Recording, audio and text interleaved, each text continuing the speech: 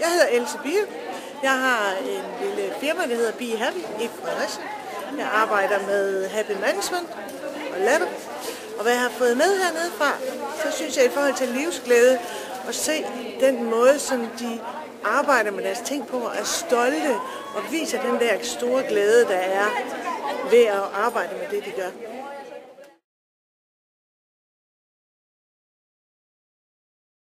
Jeg hedder Elisabeth, og jeg har et sted, der hedder Hellevad Vandmølle, hvor vi har bondegårdsferie og kursusvirksomhed. Og vi er økologiske, og vores motto det er se, oplev og smag økologien. Og det, jeg har fået med herfra, det har været en masse smagsoplevelser, også en masse oplevelser af, at det er vigtigt, hvordan man præsenterer maden. Og jeg er også blevet bevidstgjort om, at jeg skal endnu mere, end jeg gør i forvejen, måske dyrke vores regionale råvarer, og ikke lade mig forfalde til at købe alt for mange tomater og agurker fra Spanien. Så vi skal værne om det, og måske også styrke nogle flere specielle ting selv. Specialisere os yderligere.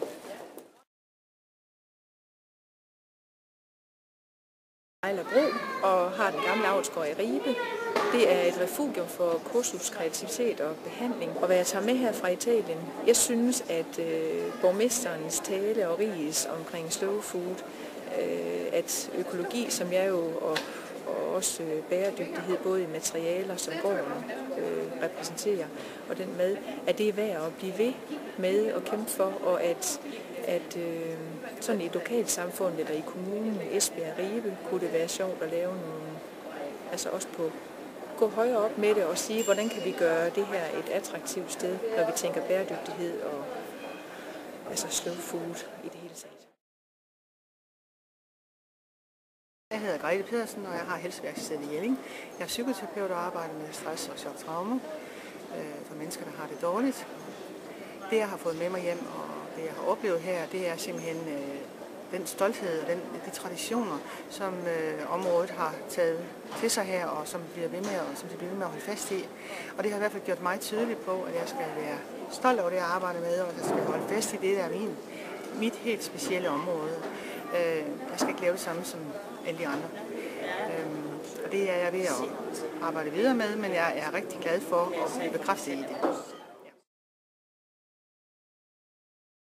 Jeg hedder Alice Jessen. Jeg har landbrugsturisme, Lille Brynborg bondegårdsferie, og jeg synes, at det er fantastisk at se, hvor meget entusiasme italienerne har for deres små forretninger, så det vil jeg på, om jeg kan overføre på min egen. Charlotte Tørnlund har flykket farverne i Crusoe.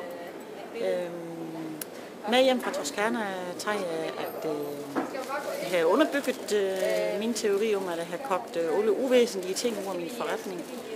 Hænge café-gardiner og borduholderolsen, og er rigtig super skrab til det med malingerne med farver. Og det her det er underbygget her i Toscana for mig, at man koncentrerer sig om kvalitet i stedet for kvantitet. Ruth Lorentzen. Jeg skal hjem til den gamle Digegrevesgård, som ligger på randen af marsken med Vadehavet og dermed Nationalpark Vadehavet som nærmeste nabo. Vi har i 6. generation den gamle Marsgård, hvor vi i 2006 startede Bed and Breakfast. Vi værner om vores traditioner, og det er vores force, synes vi. Vi har nogle stolte landbrugstraditioner. Vi er opvokset på egnen og har et godt kendskab til egnen. Vi har en madkultur.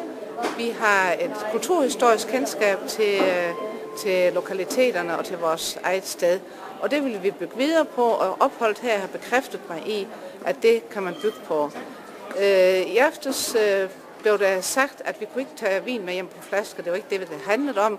Så kom jeg til at tænke på noget, der hedder Klosterfrau med Lissengeist, som jo lyder lidt tysk, men tænkt, vi har boet i kloster, vi er kvinder, vi har gejst, og når jeg tænker på Klosterfrau med Lissengeist, så er det en styrkende drik.